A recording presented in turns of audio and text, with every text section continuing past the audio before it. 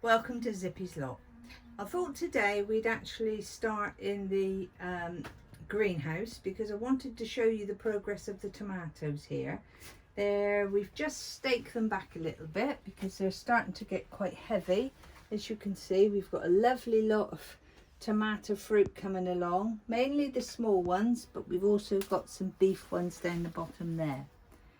Now the small ones that are trailing up here actually aren't red, they're actually orange, and they're absolutely beautiful.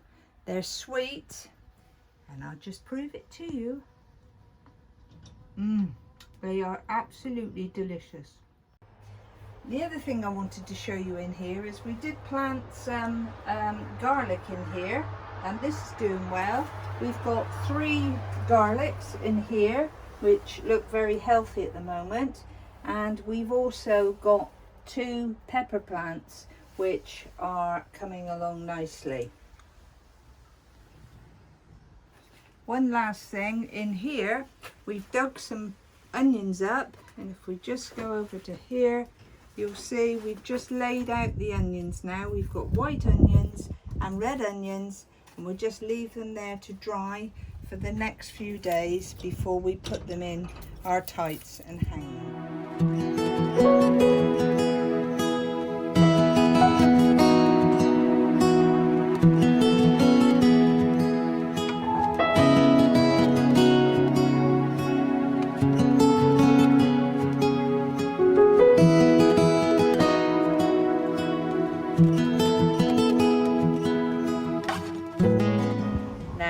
Remember I told you about the black army?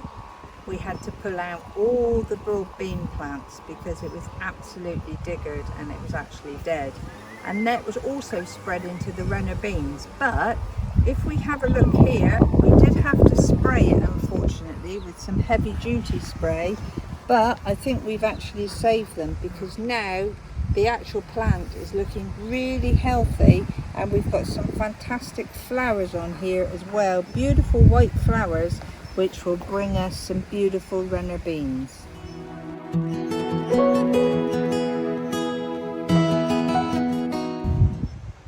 Now you may say, what happened to the broad bean patch that we dug up? Well, this is what happened.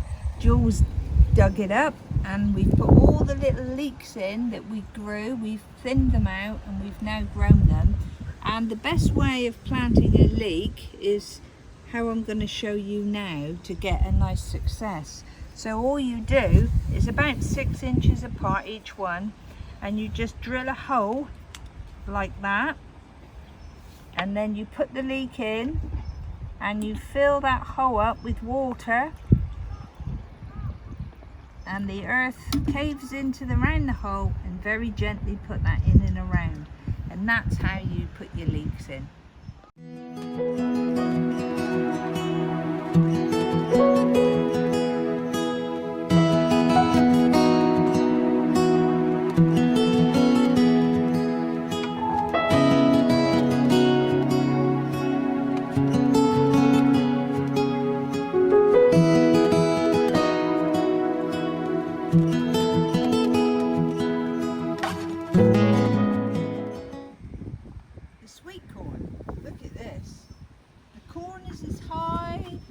Zippy's eye, and it's looking absolutely beautiful. We've got the little bits that started to come out here which will eventually turn into our little corns.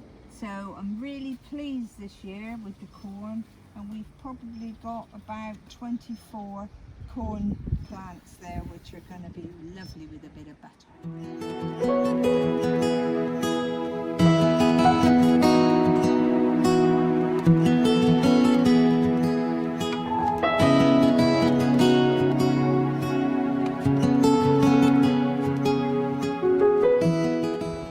We've also put some garlic outside because our first lot was not very successful outside, but this actually is now taken okay, and we're probably going to have more garlic than we can handle, but this actual row has been very successful. The carrot row, as you can see, we've got 1 carrot. So carrots this year have not been our success, unfortunately, and we have put in 2 or 3 rows, but last year it went well, this year not so good.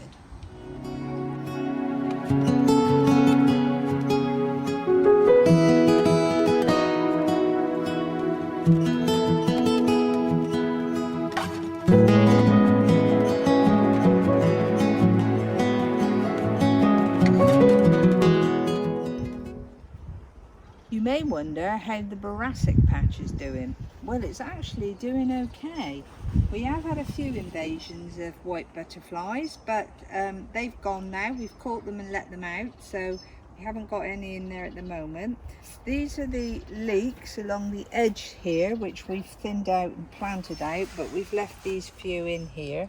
So we've got plenty of leeks for the winter. The next few, as you can see, the cauliflower are just starting to form in the very center of the cauliflower leaves there.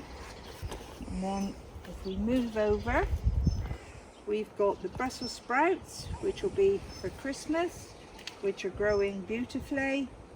And then at the far end, we've got some cabbage, which will be ready to pick within the next week to 2 weeks with a nice hard center.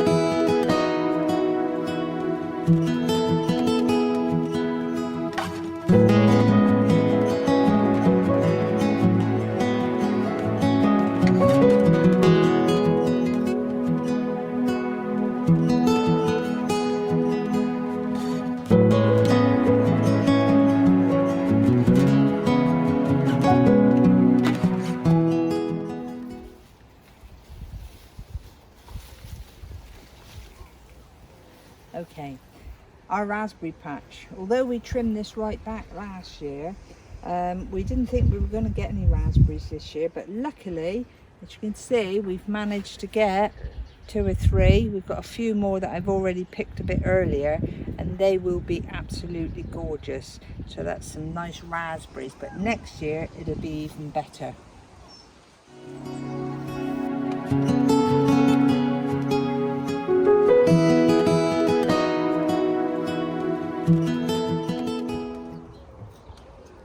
You just catch me now doing up the wigwam because I've put some late runner beans in. I actually had 2 very small plants which were in the greenhouse, which I've planted out, but I've also put in some runner beans from seed because you can plant them up until the end of July if you get the right ones. So that will give us runner bean crop later on in the year, which will be nice because by the end of it the other 2 will have run out.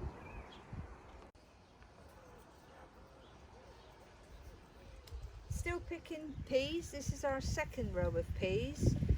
This make of pea doesn't actually grow very tall, so it's very easy to maintain, and the more you pick the peas when they're ready, the more you will get the growth. Our other little row of peas really is nearly over, so this will be the second crop, which will be lovely. I wanted to show you our second wild patch. We've got some lovely sunflowers growing here. They don't grow too wild or too tall, so these will come to about here and the flower will come. That would be nice. And here we've got some wild cornflowers which are just starting to come out, and that'll all reseed itself for next year. So the bees will have a lovely time and all the insects on the wild patch next year, hopefully. And finally,